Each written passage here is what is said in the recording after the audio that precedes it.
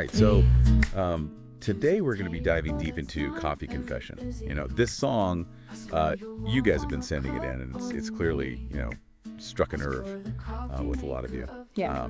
And I think it's really interesting to sort of unpack why that is. Yeah. So the basic premise of this song is it's about unrequited love, right? Mm-hmm. But it's got this setting of a familiar cafe in Melrose, right? And I think that kind of adds to the sort of the overall feeling of the song. Oh, yeah, for sure. I mean, the choice of setting in these things is never, arbitrary. Right. It's always very deliberate. And cafes, they kind of occupy this unique space in our collective sort of psyche, right? I mean, they're a place where you go to observe and be observed, right? You're there to see and be seen. Yeah.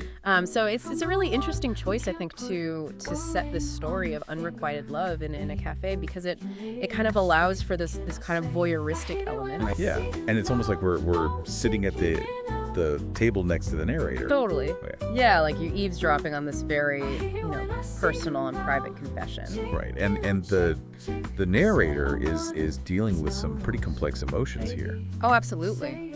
There's love and there's longing, but there's also, a good deal of frustration and even maybe a little bit of resentment in there. Yeah, definitely. And I think that's where the conflict of the song really comes to life, right? Yeah. You've got this narrator who's clearly head over heels for their best friend, but their best friend is in a relationship.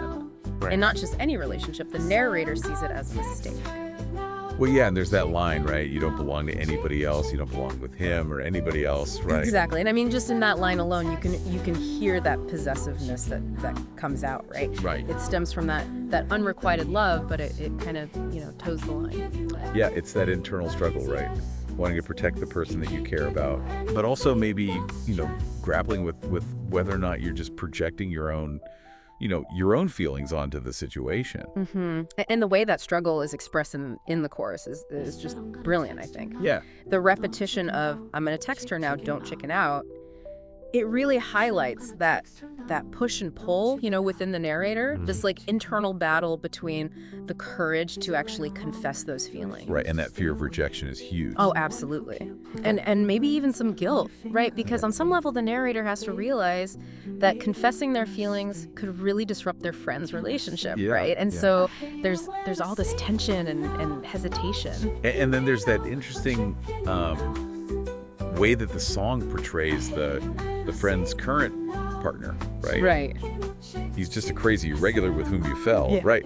It's almost like they're dismissing it. It's totally dismissive, and it really makes you wonder, where is that coming from? Is it just, jealousy? Or is it the narrator trying to convince themselves that they would be a better fit for their friend? Yeah. And either way, it reveals this inherent bias that colors their whole perception of this whole situation, right? Right. It stops them from seeing the situation objectively. And that bias, I think, becomes even more apparent when we get to the bridge of the song, right? Oh, for sure.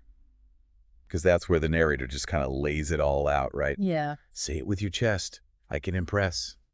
You can do a lot better than his best. Yeah. I can give you everything but his yes. Yeah. He can't give you anything but stress. Yeah. Like, it's almost like a sales pitch. It is. It's totally a sales pitch. Yeah. I mean, they're straight up comparing themselves to the friend's current partner. And at this point, so much for respecting your friend's choices, right? Yeah. It's like, where's the line? Where's that line between love and possessiveness? Yeah. And what are the consequences of, actually acting on those feelings? It's a really great question, and it's one that I think the song leaves us with. Like, what would you do if you were in the narrator's shoes? Yeah, that's the $1 million question, isn't it? I mean, do you prioritize your own feelings and risk, potentially destroying the friendship? Right. Or do you respect your friend's choices, even if you believe, deep down that they're making a mistake?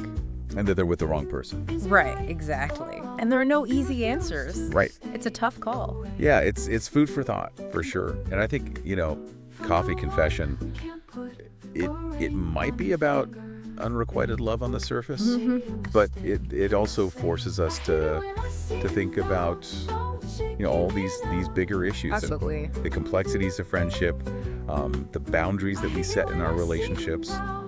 and just how tricky it can be when we think we know what's best for other people. Right. Sometimes the most loving thing you can do is just, be there for your friend, support them even if you don't agree with their choices. Right. And let them make their own mistakes. Exactly. And be there to pick up the pieces if it falls apart. Yeah. And who knows, maybe, seeing their friend go through this relationship, even if it's a difficult one, it could be a learning experience for the narrator, Right. They might realize that, maybe their feelings aren't as, clear cut as they thought they were. Right. Or maybe they'll realize that they need to, reevaluate their own expectations in relationships. Right. And so it's really, it's a powerful song. It's a simple song, but it's so powerful because it really touches on something very universal, right? Yeah. That feeling of unrequited love and that desire to protect the people we care about, even if it means, overstepping our boundaries.